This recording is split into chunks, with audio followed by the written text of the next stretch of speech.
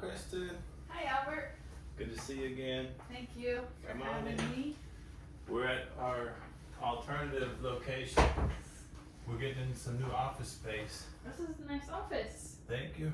Yeah, it looks good here. You can have a seat there. Thank you. Oh, well, I'll quickly run over our confidentiality agreement before we Okay. get started. Okay. Remember, we went over that week one. It's the paper you signed where you speak to me. It's all private information. I don't share this with anyone, but if you disclose something where you're gonna maybe hurt yourself, hurt someone else, or you have knowledge that a child or elderly was hurt, I have to report that. Okay. But anything else, it stays between us. Okay. And where we left off last week, you talked about being out in public, out in the grocery store. We had a plan that you would bring something maybe to fidget, or to distract you, something to fidget with, and that was one item, and the second one was maybe an ear pod or a music, something to distract you that way. We want to work on that, and then we talked about one of your two dogs. You're gonna work on getting them a certification. Look into that. You found a training company, a place to bring him. Right. Help you get him trained and certified. Right. And let's see. So let's pick up from there. Were you able to go out and try one of those techniques? Yeah. So I didn't try the AirPod because I think it's only been a week. I'm not sure what day we last met, but I've only gone to the grocery store once, so I only had one opportunity to try. But I didn't try the AirPod. But what I did was I thought about it, what else I could do, what I could fidget with. And usually what I do is I make my grocery list on my phone. So I just have my phone and I'm holding my phone. But I thought this time maybe I'll make a list. I'll actually write a list on a piece of paper. So I have that, I'm holding that piece of paper. And then I maybe take my pen with me. And take my pen with me. And then maybe I'll have that to fidget with. And so I tried that. Okay. So you changed up your typical pattern. If you go to the grocery store, you have a list on your cell phone, and instead of that, you were thinking that your fidgeting item is a pen and paper. You got a physical grocery list. And tell me, was there a difference you felt? Less anxiety or any difference? Definitely noticed a difference in having something to focus on. I think with my phone I have to focus on, but not as much for some reason as the sheet of paper in my hand. It's a texture. It's like a sensory. So that was nice to kind of hold that, and I can crumble it a little. And then I had my pen too, so I was focused on that piece of paper, and then when I picked that item and checked it off, I had that to do. So it's almost like just a checklist, and so it keeps you focused. It's kind of like a puzzle or a challenge, kind of like, and it keeps your mind on that. So I noticed when I was just walking on the aisle that I wasn't really, distracted by sounds, whatever was coming on, the music, or clean up on aisle 4 or whatever, I wasn't distracted by any of that because I was focused on that paper. And then when I was walking down the aisle, I had that pen in my hand. So I think I maybe told you last week about how I used to work with kids, and having a fidget tool for those kids when we were all circled up really helped them stay calm and focus on just that instead of having an outburst or anything like that, being distracted by everything. So I definitely noticed that helped a bit. Okay. I still want to try the AirPod, see if that helps too. Maybe next time I can try both of them and then just have the AirPod, and that'll help keep the noise away. So maybe I'll try that. And another thing I just thought of, if you usually have your cell phone, and this time not the cell phone. For me, I use my cell phone sometimes also in a grocery store, and I'm thinking I set it down in the basket, and I might just quickly walk over here to get an item, not my whole basket down the aisle. And I think, oh, that phone could walk off. Somebody could grab that phone and steal it, and perhaps that adds to your worry when you're in the store. If you always have your phone out, that's true. You subconsciously maybe. That's true. And then that's really funny that you say that, because the other day I went to the store and I didn't have pockets. So, and I was holding my keys, my wallet, and my phone because I had, well, this was a couple weeks ago. I had my phone with me because it had my list, of course. So I was carrying all of that, and when I needed, I like to leave the cart too, to just go grab one thing. And so I noticed I had to hold all three of those things, and that added stress. Well, how am I going to grab these things when I'm trying to hold on to all of this? So that definitely helped. I was able to leave my phone in the car and just had my wallet in my pocket, and I don't care if anybody wants to steal my list or my pen. Right. And it makes sense that we're going to subtract things that are adding anxiety or worry and what's on your mind to lose these things, instead of adding to them. Right. So that's a good plan. I'm glad to hear you tried it. Glad to hear it helped. Yeah, me too. So on that score, you're going to try, next time you go to the store, you're going to try both. You're going to add the AirPod. Yeah, I might try that. See how that goes. Yeah. Okay. And then now we'll transition into covering what we've talked about in past weeks with Jasper, your dog Jasper. He's going to go do training. You found a training company. What progress is it's scheduled? He's going to begin. So actually, on that note, it was I haven't done much with that goal or making any progress there, because Monday, I guess morning or afternoon, I can't remember what time I left, but I got a new camper, so I decided to take this camper out to the woods to try it out for the first time to see how it would go.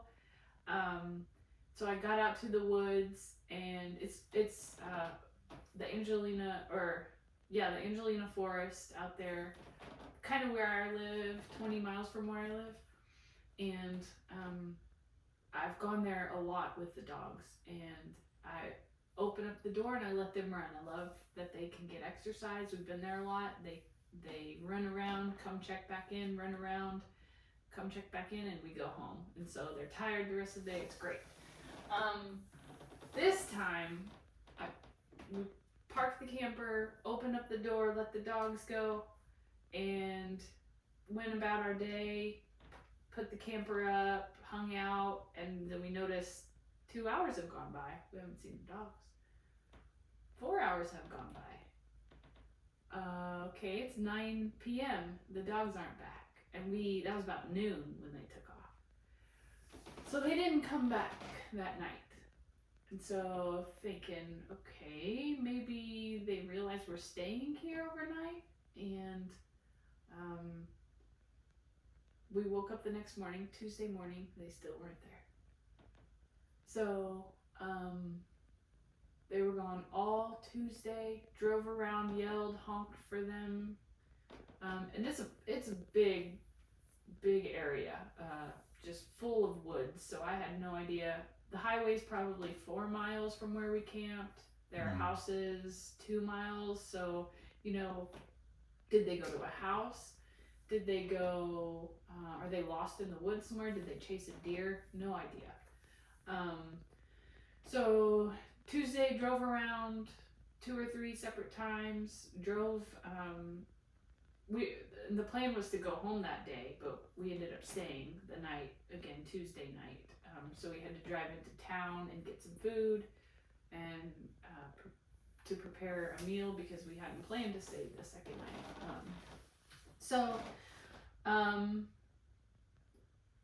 let's see, drove around a few times, drove into town, came back out. Tuesday night, they still weren't back. Wednesday morning, woke up, still not back. So at this point, they're gone 48 hours. So it was a really rough couple of days. And then we weren't sure what to do, so we packed up and we decided to go home. Got home and just couldn't, it didn't feel right being at home. I started crying, and so we decided we're gonna go back out. So this was Wednesday morning, and then we got home, and then Wednesday afternoon we decided we were gonna go back out.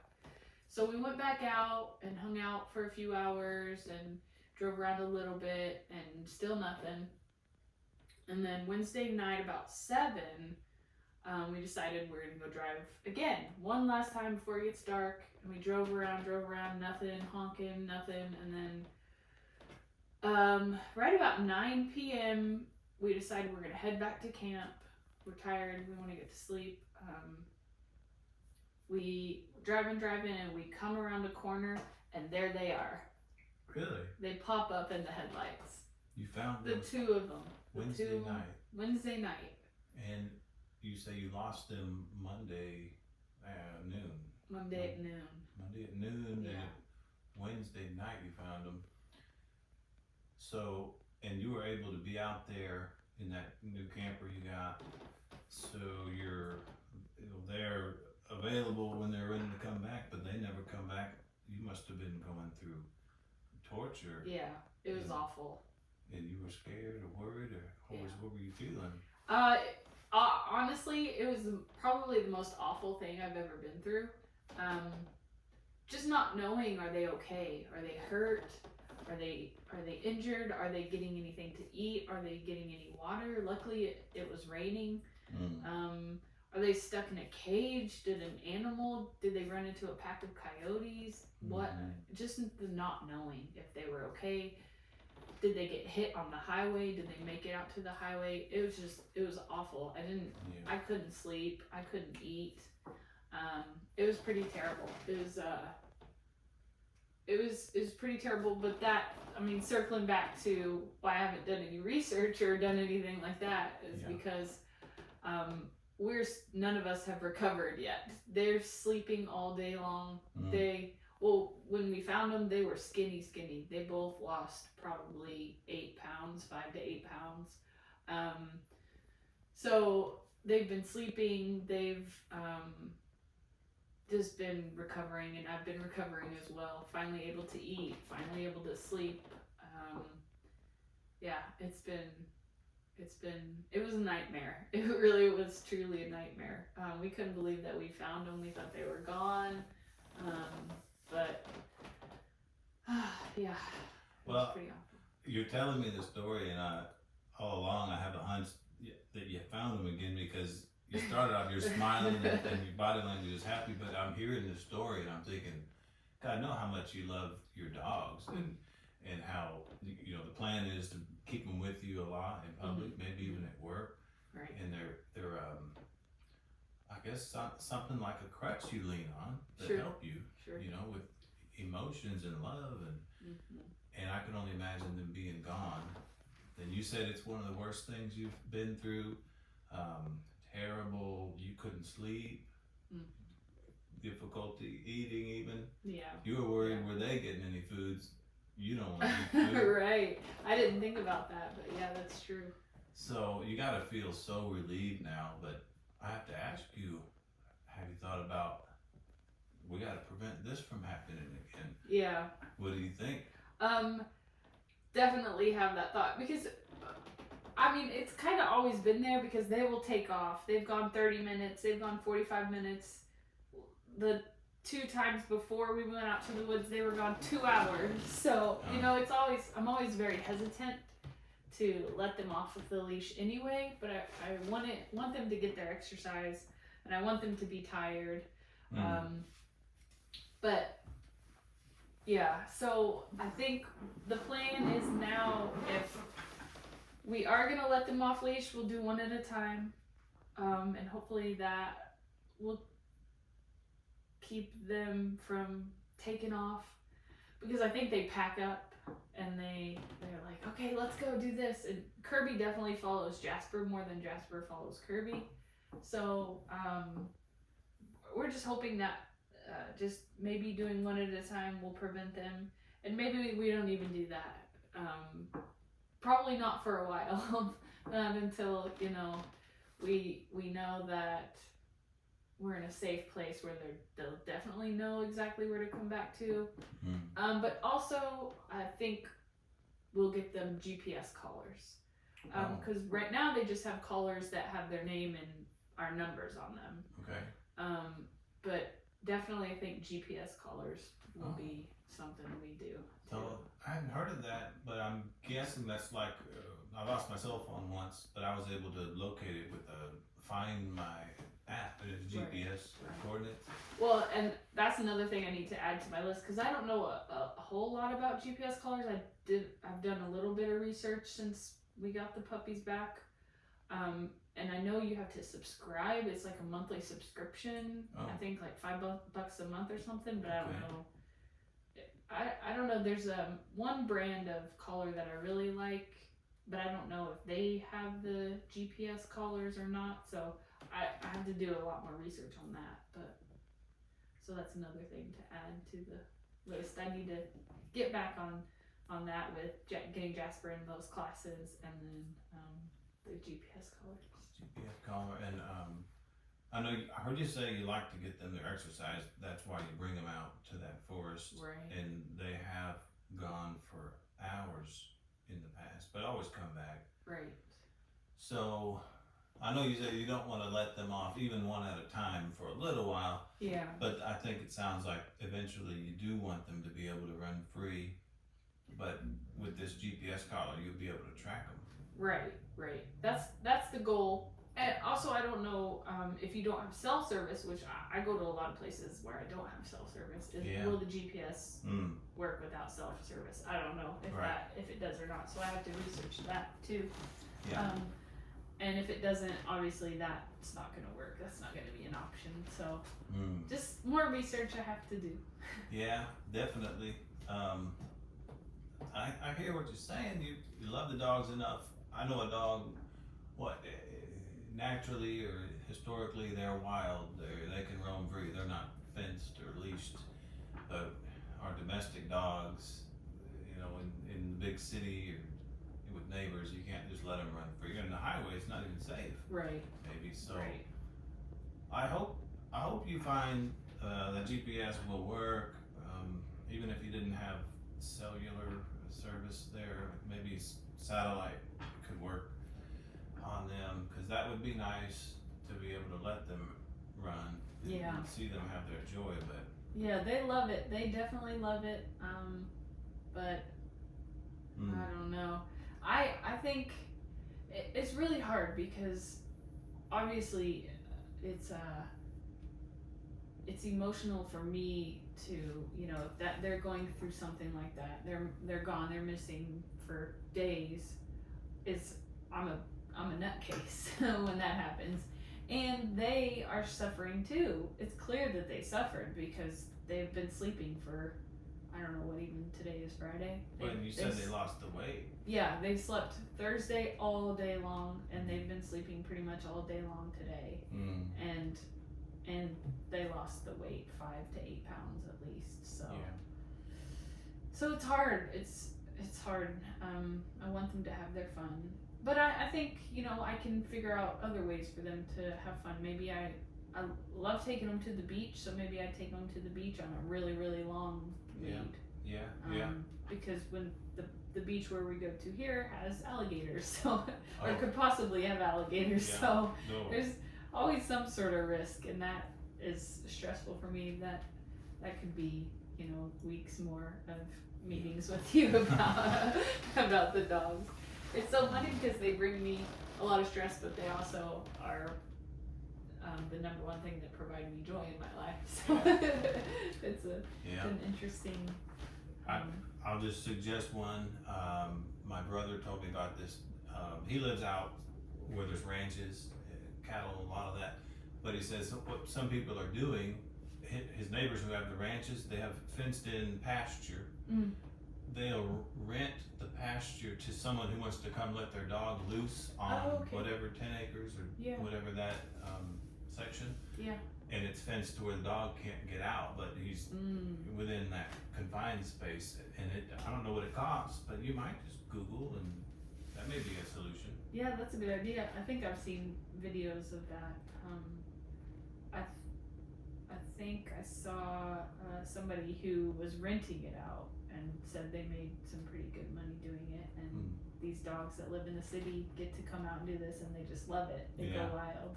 So that's a good idea. Yeah, I'll look into that too. I'm sure there's got to be something around here that has that. Well, I know we have to get to a point where we're wrapping up. This week your focus was on those puppies who ran away, so you weren't able to get more done on getting Jasper into his training class for certificate.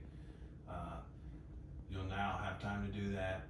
I know you might be busy with work the rest of the week. It sounds like you were gone for a few days. Yeah, it was really nice of my company to let me do that, to stay out there. I had ended up having Monday off, and then I called and spoke with them and told them what happened. They know how much I love my dogs too, so they were okay with letting me do that. And then went back to work today for a few hours, and then next week we'll be pretty busy to get caught up. So that sounds like a supportive work group. That may augur well for eventually you're planning to ask for that promotion, and that's a good sign. They like you enough, they love you enough. They were willing to do that. So you'll focus on Jasper's certificate in for next week, and also when you go shopping again, you're gonna add that element of the ear pod, and then see what kind of difference that makes for your feelings, what it feels like when you're shopping. Okay. Well, all right. Well, let's end it there. Okay. And we'll see you next time. I'm really glad you found your puppies. Me too. All right. Thank you. Appreciate it. You're welcome.